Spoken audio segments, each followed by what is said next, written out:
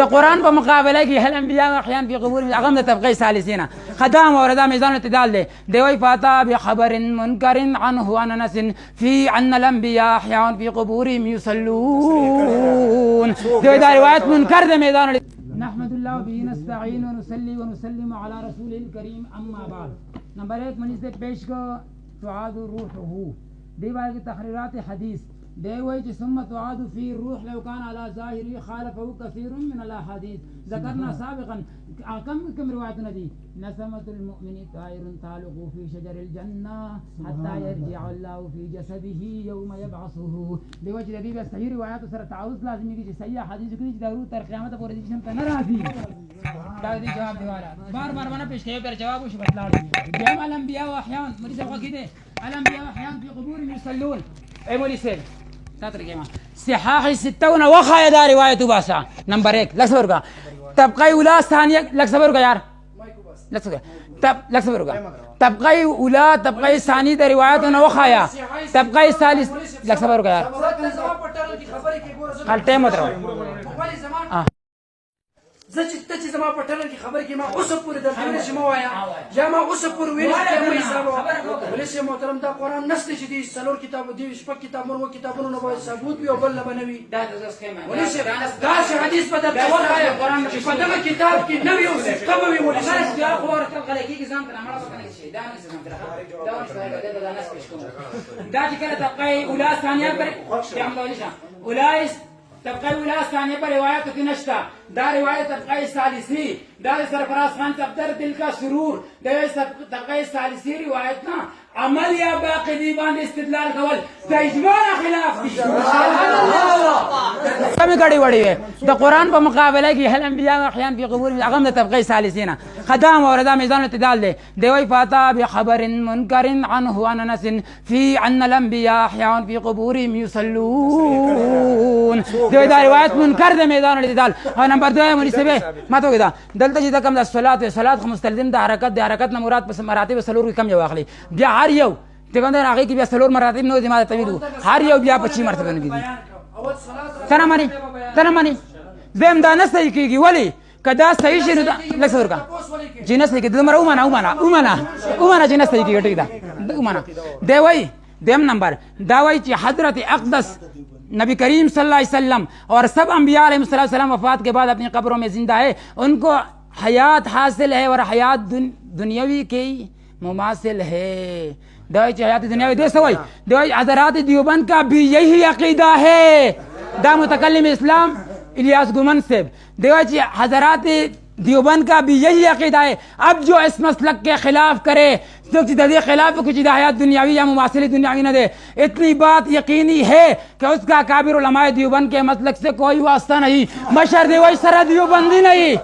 مشر دیوی سر دیوبندی نہیں ځکه چې دیوبند یو سوی ته دلته نام مقبل سوی کتابونو کې دریم سره کې بل دا چې مریض زبار بارم ګوره حیات دنیاوی استا په کتابونو کې یو صحیح روایت راوړ چې حیات دنیاوی دا استا په لاس باندې بیعت کومه حیات برزخی لک صبر وکړه مړه ختم کوه یار لک صبر وکړه او برزخی منو دا جسد برزخ کی دا جسد برزخ کی په قبر کی قبر برزخ کی نه نه کی مقابل شرعي كي يغيب زمان دقة شرعي مراد شرعي حياة ماني حياة شرعي بالكل شرعي الإسلام مراد شيء إسلام شرعي كما حياة مراد وليس الإسلام شرعي كجلت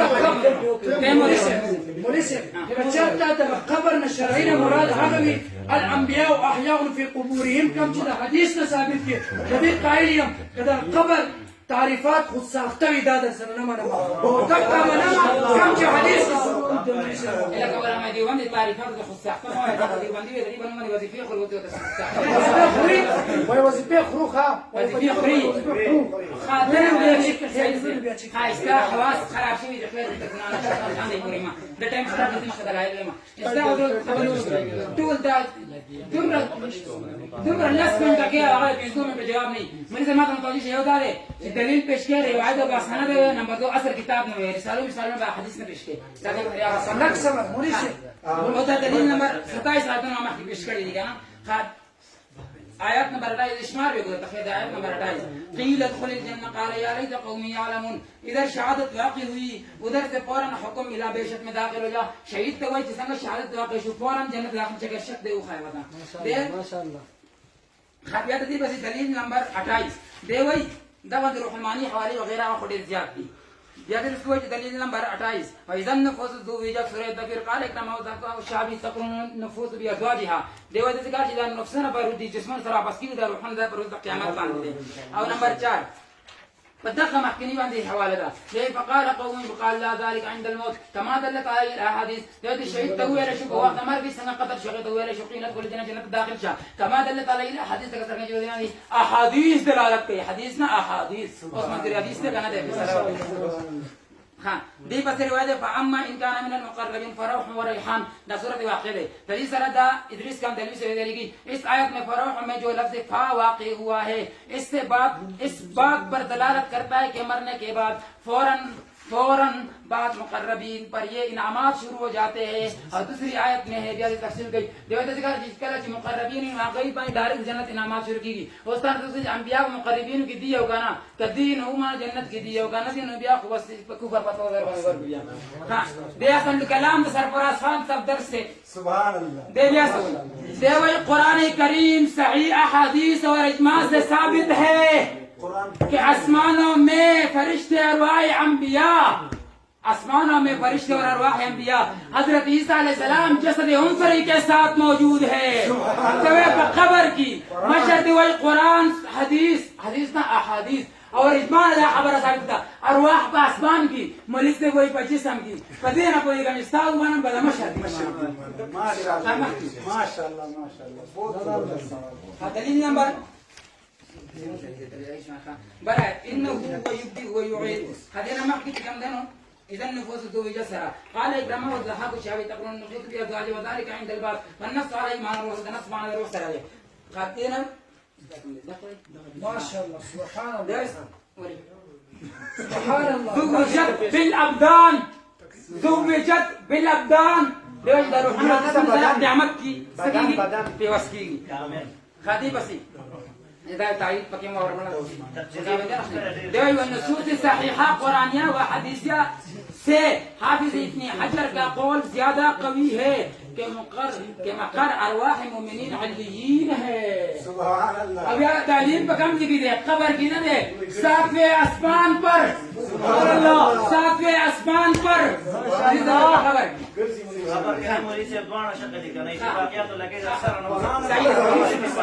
اللہ یبدأ الخلق ثم يعيده جس روز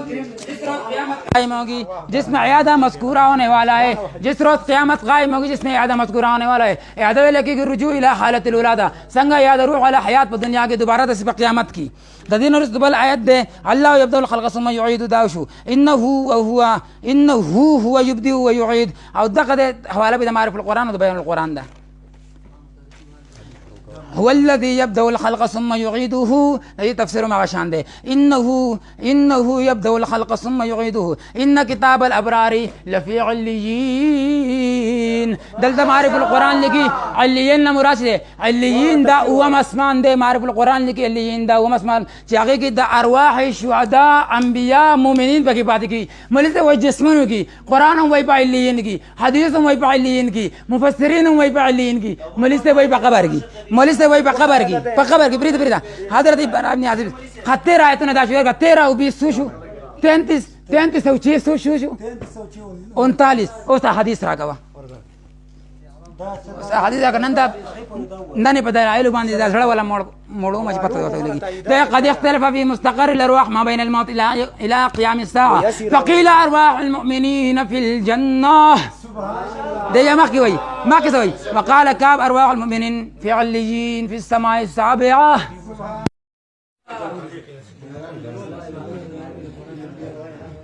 ورد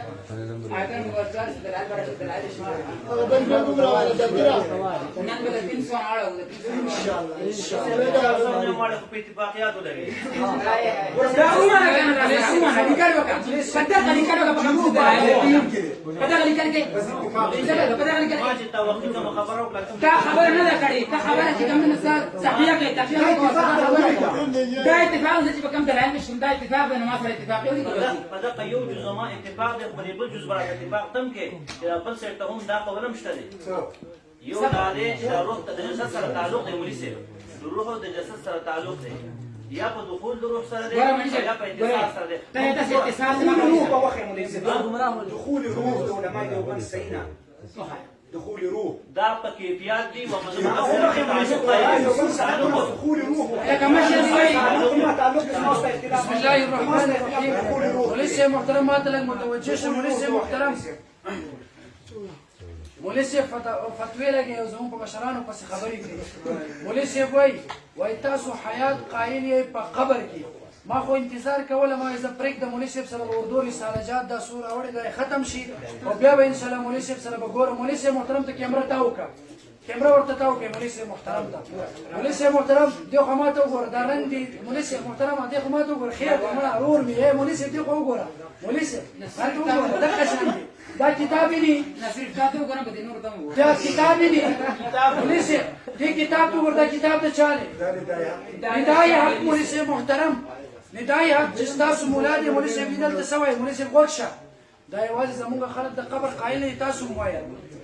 عبادت لپاره مولوی صاحب وایي دوی دلته عبادت کول شي په تور لذت وو مولوی صاحب محترم وایي دوی په قبر کې عبادت او مس کول شي مولوی صاحب مثلا نماز اور حج اور تلاوت قرآن کی اجازت دی جاتی ہے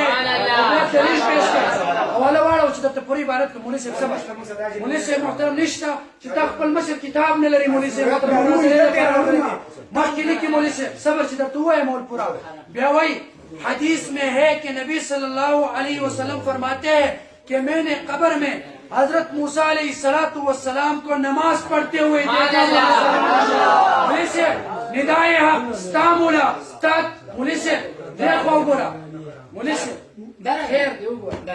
رنگ دې چې په کې په کې شي مولوی صاحب چې کله دا هوا وګوري کې امرتا وکا مولوی صاحب په خپل وګوره مولوی صاحب کتاب ماته ذره کې چې مخکې د تحدیثونو وایم مولوی صاحب مولوی صاحب دا کیمرا ورته تا وکا مولوی صاحب ماته متوجه شي مولوی صاحب محترمه دا ستا مشر دی هم دې لیکلی دی چې دقه حدیث صحیح دی او چې کله کتاب کې ذکر د دې په نسبت باندې هم صحیح دی مولوی صاحب چې موسی علیه السلام په قبر کې موس کوله مولوی صاحب بل مولوی صاحب ما درته شروع کړی و د احادیثو د کتابونو نه دا زما سره کتاب نمبر 9 مولوی صاحب محترم تاریخ اصفهان دې ذکر کړی دی مولوی صاحب محترم عن انس بن مالك رضي الله تعالى عنه قال رسول الله صلى الله عليه وسلم الانبياء واحياء في قبورهم يصلون ما شاء الله مولوی صاحب محترم بیا ژوندي دي په خپل قبرونو کې منځونه هم کوي مولوی صاحب محترم مولوی صاحب محترم دا زما سره مولوی صاحب محترم دا زما سره کچرته نوم دی اوریدلی وي المطالب العلیه جلد نمبر 14 صفحه نمبر 226 کی مولوی صاحب محترم دې ذکر کړی دی الانبیاء واحیاء فی قبورهم یصلون مولوی صاحب محترم دا حدیث ذکر کړی دی مولوی صاحب محترم زما کتاب واپس راکړه دې کې بل حواله جات دي چې پیش کړم مولوی صاحب ما کتاب واپس راکړه مولوی صاحب لکه څه عبارتونه درته ښایم نام فرجل نشته کنه دا کجله براوړې به مولوی صاحب ستاسو بیوار نه جواب ځان سره ولیکه وجه کتله جواب بیا ورته کتاب راکړه مولوی صاحب وخت مزه کوي مولوی صاحب ځان به راوړل کتاب مولوی صاحب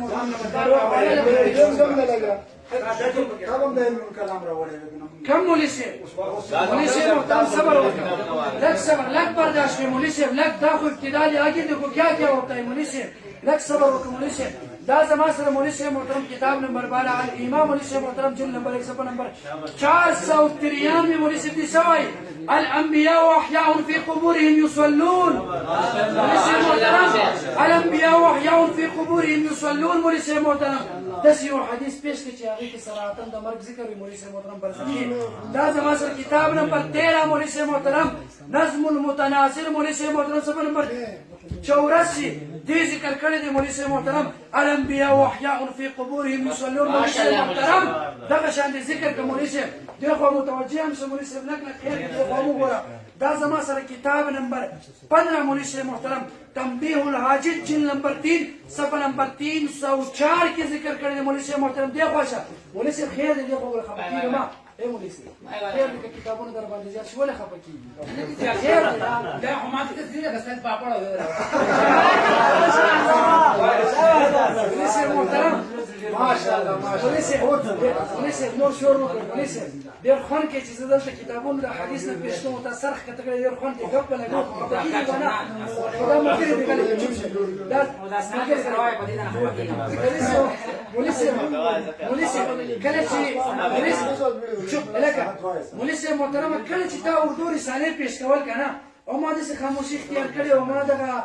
حدیثونه مې شروع کړل 40 ساعتونه نه یې دی هغه 40 ساعت ماشاءالله مولي سي ویډیو کا شوی وښه مولي سي اصلي خبره کوم دې فرته وګور مولي سي خپل څه خاص ما خو د مخ یو مې چې اصل فرشمن د پر مولي سي کله چې تا دا اردو رساله پېښ کول او ما دغه حدیث پېښ کول حوالجات شروع کړل هغه وخت کې دارنګ داسې تازه وځي پیک اپ کړي دا مولي سي ګپ نه تاسو ګپ نه خو دارنګ رښتیا پیک کړي نور به ګپ کې خو دارنګ رښتیا پیک شوی دی مولي سي محترم دا زما سره حواله دا زما سره کتاب المصور دی مولي سي موږ تنبیه الحاجت ذکر کړی الانبیاء واحیاء فی قبورهم يصلون ماشاءالله مولي سي صحیح ده کنه مولي سي دا زما سره فیض القدیر مولي سي محترم فیض القدیر دی هم ذکر کړی دی مولي سي محترم دغه دقه حدیث او جلد نمبر 3 او په صفحه نمبر 174 کې ذکر کړی دی مولي سي محترم الانبیاء واحیاء فی قبورهم یصلون انبیاء ژوندي دي په خپل قبرونو کې منځونه کوي مولي سي مولي سي انبیاء په خپل قبر کې منځونه هم کوي ښا که مخکې خبر نو خبردار شه او بیا مولي سي محترم مولي سي دی وایي چې ستاسو په کتابونو کې قبر ذکر شوی نه دی سوله احادیث د کتابونو نه مې درته پیش کوم مولي سي محترم سوله احادیث کتابونو نه چې دا انبیاء کرام په خپل قبرونو کې ژوندي دي مولي صاحب منظوره کوي مولي صاحب خفه کېږه مه که خفه کېږي چې کتابونه درته نور پیش نه کړم دا به کافي وي مولي صاحب خو خیر دی مولي صاحب دې خو وګوره مولي صاحب خیر دی مړه مه خفه کېږه ورور مې که نه مولي صاحب لږ وګوره ما ته مینت سم مولي صاحب لږ وګوره مولي صاحب دا خو ابتدا دی مولي صاحب مخکې وښه مولي صاحب کتاب نمبر 18 مولي صاحب محترم فیض الباری مولي صاحب محترم دې څه وایي دلته دی جلد نمبر فیض الباری جلد نمبر 3 صفحه نمبر مولي صاحب محترم 425 کې ذکر کړی دی مولي صاحب محترم مولي صاحب وایي الانبیاء واحیاء فی قبورهم یصلون وکذا الانبیاء واحیاء فی قبورهم یصلون مولي صاحب محترم انبیاء ژوندي دي مولي صاحب محترم او ستا آیات هم ذکر کړی دی مولي صاحب ولا تحسبن الذين قتلوا في سبيل الله اموات بل احیاء مولي صاحب محترم مولي صاحب دی خو وګورئ خفه کېږه ما بار بار درته نشم ویلی مولي صاحب محترم خیر د دا اوبو ګلاس ورکړي چې دا رنګ ورته لږ تازه شي مولي صاحب دا صبر وکړه دا ټول درته وایم مولي صاحب دا زما سره کتاب نمبر 20 دی مولي صاحب محترم که چېرته په خوب کې دې نوم اورېدلی مولي صاحب محترم امتاع الاسماء مولي صاحب محترم دی هم ذکر کړی دی مولي صاحب محترم قال عن انس قال رسول الله صلى الله عليه وسلم الانبیاء واحیاء فی قبورهم یصلون انبیاء زندہ ہوتے اپنے قبروں میں اور نماز بھی پڑھتے ہیں مولي صاحب 20 کتابونه د احادیث پیش کو مولي صاحب خیر دی که داسې خفه کېږي مولي صاحب ته خو راته وګورئ د یو کتاب په بدله کې د لکه په دې بنیاد چې ماته هم علم حاصل شي که نه دا علم موږ حاصلو د یو کتاب په بدله کې درته انعام هم در کوم یو حدیث پیش کړي چې دا مړه دي مولي صاحب محترم کتاب نمبر 21 مولي صاحب محترم دی هم دغه حدیث هم ذکر کړی دی مولي صاحب محترم فتح الملعم کی علامه فتح الملعم کی علامه شبیر احمد عثماني رحمه الله مولي صاحب محترم ذکر کړی دی وي إن الأنبياء أفضل من الشهداء والشهداء أحياء عند ربهم فكذلك الأنبياء دغ أنبياء دا شهداء بهتر دي أو دغ الشهداء دا جوند دي چې څنګه دي ژوند دي د انبیاء او د حیات د دا د شهدا او د حیات نه اعلی دی مولوی صاحب محترم مولوی صاحب محترم بل واورا دا حدیث دی هم ذکر کړی دی مولوی صاحب محترم 20 شو مولوی صاحب واورا عن انس رضي الله تعالى عنه قال رسول الله صلى الله عليه وسلم الانبياء احياء في قبورهم يصلون وليس محترم انبیاء په خپل قبرونو کې ژوند دي وليس محترم تقدیس کتابونو میں درته پیش کو سبب یہ تو ابتدا آگے تو کو کیا کیا ہوتا ہے وليس محترم آپ کا کیا خیال ہے ہم ریت کی ڈیرے پہ کھڑے آپ کی طرح نہیں بلکہ ہم انشاءاللہ پہاڑ دلائل کے پہاڑ پہ کھڑے انشاءاللہ وليس محترم وليس انشاءالله د احادیث کتابونو نور به هم درته وایم او بار درته وایم مولوی صاحب محترمه دومره حدیثونو کتابونو می درته پیش کو چرته مولوی صاحب کتاب کو پیش کړي ضعیف حدیث دی منګړت دی موضوعي دی او پیش کړي اے مولوی صاحب خپل کتاب نه دی بریلی کتاب نه دی د غیر مقلد کتاب نه دی مولوی صاحب کو پیش کړي یو پیش کړي بس مولوی صاحب محترمه الله بدل اجر درکې مولوی صاحب